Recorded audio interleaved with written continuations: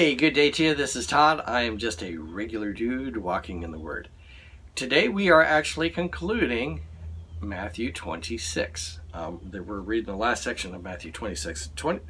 Chapter 26 of Matthew has 75 verses to it, so it's like, wow, it takes us a while to go through there. Today it's entitled, God Uses Broken Men, and this is taken from Matthew 26, verses 69 through 76, okay?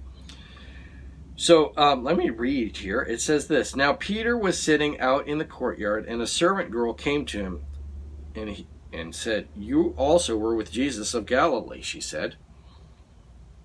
But he denied it before them all. "I don't know what you're talking about," he said. I'm going to stop there for a moment so you understand what's going on here. Earlier on, Jesus had said, "You're going to deny me." And then Peter says, "I won't deny you," okay? And if you let's refer back to episode 162 where Jesus says that to him. And Peter says, "I won't deny you." And he also says, though everyone else is going to deny you, I won't, okay? And we had talked about in that episode how there's two things leading to a fall, okay? And the first thing is pride, and that's what Peter had, and that's what Jesus was dealing with here, was the pride. And the second thing was comparison to others. He was comparing himself to the others, saying, if everyone else is going to fall, but I won't. I'm your right-hand man, okay? And he's trying to do this within his own power. And you see how it played out later on, or early, a couple episodes ago, where Peter takes the sword and tries to defend Jesus. And Jesus is like, that's not what is supposed to happen here. And Jesus ends up healing that guy that the ear got cut off that Peter was swinging his sword around with. Okay? So now this is the first time Peter has denied Jesus. Let's see what happens here. Okay? Verse 71. Or less 70. But he denied it before them all. "I don't know what you're talking about," he said.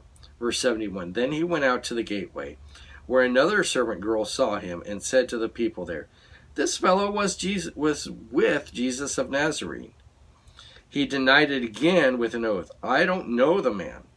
After a little while, those standing there went up to Peter and said, "Surely you are one of them. Your accent gives you away." Okay, so Peter is denying this. Now he's going to go even a step further and call down curses to make sure everyone knows that he's not part of Jesus. Verse 74, then he began to call down curses, and he swore to them, "I don't know this man." Okay, so it'd be like, I swear in a stack of Bibles that I don't know this man, or whatever. Immediately a rooster crowed. Then Peter remembered the word Jesus had spoken. "Before the rooster crows, you will disown me 3 times. And he went outside and wept bitterly. Okay. So again, we are reading this because God uses broken men. Okay. We saw how Jesus had told him, "You're going to deny me," and Peter, said, No, I won't deny you. I'm your guy. I will never deny you. And he even defends him with the sword, and that doesn't work out so well. And then here at this point, we're reading where he actually does deny him. Okay, Jesus was dealing with the pride in his heart, and also where he was comparing himself with others and saying, "I'm better than these guys." Okay. And Jesus dealt with that. And at the end here, you read how he said he went outside and wept bitterly. He was a broken man at this point, okay? He had denied Jesus, who he'd been with for so long, okay? And he was saying all these things. He was denying him, okay? But this isn't the way the story ends. You're going to read that in the last of the Gospels and how Jesus comes and shows forgiveness to him. And then you're also going to see in the book of Acts how the Holy Spirit fills Peter. And that changes Peter.